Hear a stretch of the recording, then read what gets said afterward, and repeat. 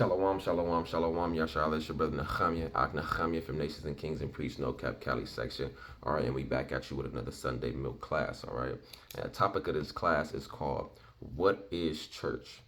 All right, is church you waking up every Sunday morning, putting on a suit and tie, putting on your nice Louis Vuitton cologne, and you getting in your nice expedition, four-door expedition, and you driving on the way to the pastor, playing Christian music. All right, is that what church is? Well, we gonna find out. All right, so again, the topic of this class is what is church? What is the real definition of church? We see it in the scriptures. So let's get into it and explain and break down what the true church is, because we know, or if you don't know, you're going to know now what the true definition of church is. All right, and it's not waking up every Sunday morning, which is the first day of the week, going to see your pastor with a nice wad of money, to dump in the collection plate so they can tell you prophecy deceits and scatter you and separate you more from the Most High. All right, so let's get into it. It's going to be a very quick class, probably less than 10 minutes, probably less than that. All right, so we're gonna start off with the book of Acts, chapter 7. All right, it's the book of Acts, chapter 7. Salaki.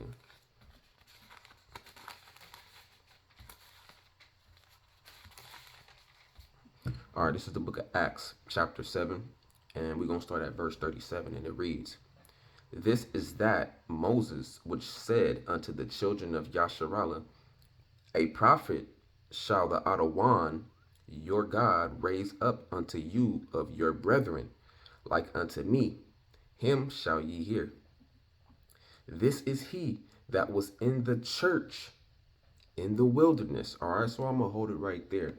It says, this is he that was in the church in the wilderness. All right, so the next question you should be asking yourself, okay, well, who was in the wilderness? It was only one nation of people who was wilderness. And to prove that, right, I'm going to give it a few seconds to let you think about it. Who was in the wilderness? It's only one nation that was in the wilderness.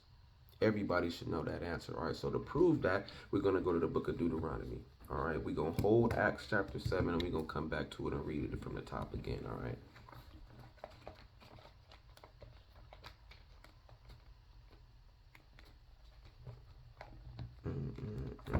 So book of Deuteronomy, chapter 8 and verse 2.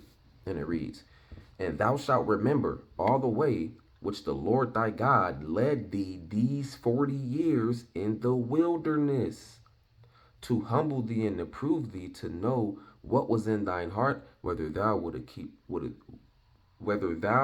keep his commandments or no."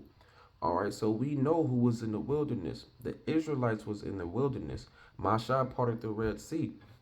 They started their journey onto the way to the homeland. On the way to the homeland. All right, so the Israelites was in the wilderness. All right.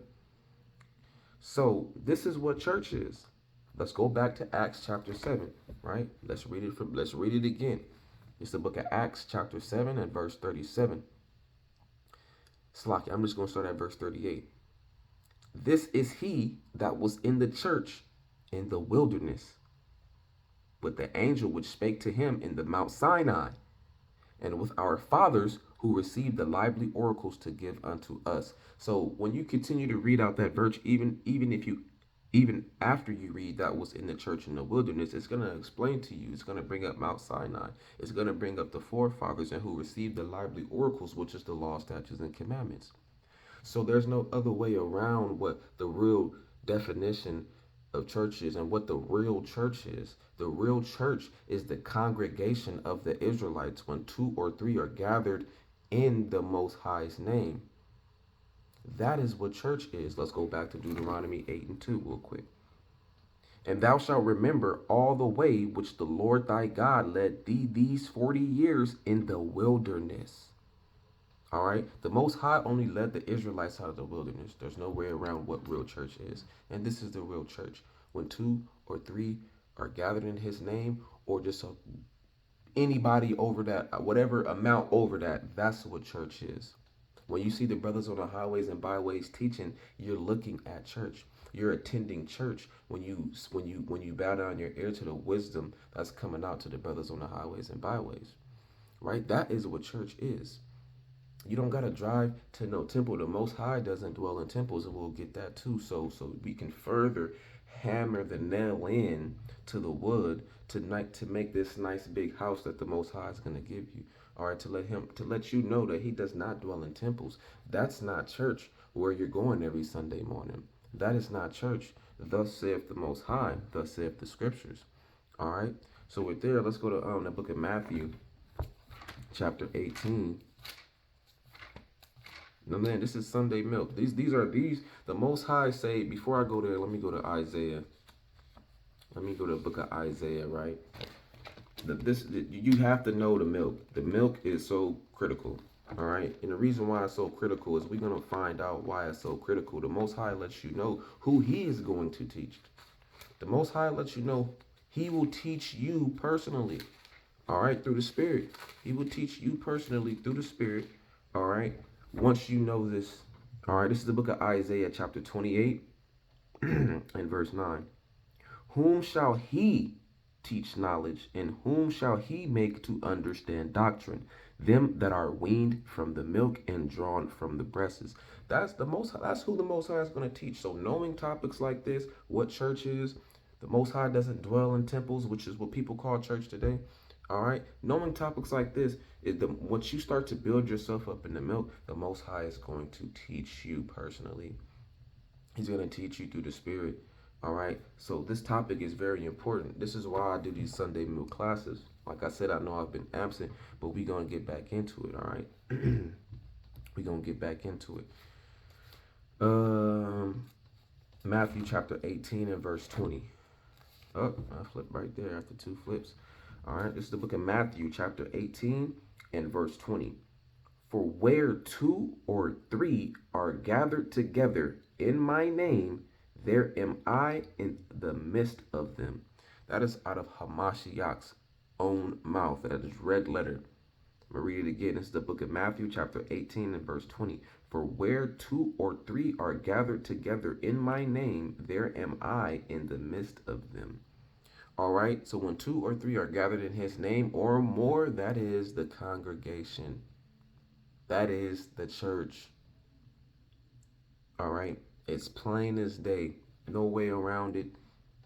Don't let a try to Christian persuade you, a Pentecostal persuade you, or any other derivative of any other religion try to persuade you to basically say, come find the Most High where we at in this temple or in this mosque. He doesn't dwell there, all right? And let's prove that the Most High doesn't dwell in temples, what people call church today, but He dwells with the congregation of the Israelites when two or three are gathered. All right, so let's go back to the book of Acts, chapter 7. It's in the same chapter that the Most High tells you that He don't dwell in so-called churches is what they call today, right?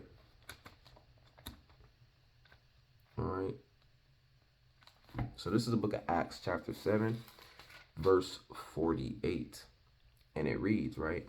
Howbeit, the Most High dwelleth not in temples, that's church or a mosque, made with hands, as saith the prophet. So the Most High doesn't dwell in the church you might be going to on every Sunday morning if you're a Christian watching this video. The Most High doesn't dwell in there. He's letting you know through the scriptures that He doesn't dwell in there. All right, so let's get one more precept and let's close out. Let's go to the book of Luke, right? Chapter 14, verse 23. Book of Luke, chapter 14, verse 23, and we're going to close out. Like I said, it's another Sunday milk class. It's your brother NoKaPThreasury from Nations and Kings and Priests, NoKap Cali section. All right, subscribe to the new NoKap Cali channel. All right, and subscribe to the Nations and Kings and Priests channel. Subscribe to the NoKap Street Wars channel. Subscribe to the NoKap Fully Loaded channel. Subscribe also to my personal channel, which is Nehemiah, capital N-A, capital C-H-A-A-M, capital Y-A-H, and also subscribe to the new Nations and Kings and Priests NoKap California channel. All right, it's spelled N-O-K-A-P, California. NOKAP, California. We got a new NoKap Cali channel coming up, all right? And we're gonna try our best and continue to push this the words of the Most High, to the best of our ability via all platforms that we have access to. All right. So this is the book of Luke, chapter 14 and verse 23, and it reads, "And the Lord said unto the servant, Go out unto the highways and hedges, and compel them to come in, that my house may be filled." All right. You have brothers going out onto the highways and byways, magnifying the name of Yahwahshi, all right, to compel the lost sheep who strayed to come back into the fold. All right, so you have brothers who are 2 or 3 or more gathered in the name of Yahwahshi to bring you back into the fold, the true fold. All right, of the truth of these scriptures. All right. So it's your brother Nehemiah from Nations and Kings and Priests, NoKaP Cali section. All right, and I want to say shalom.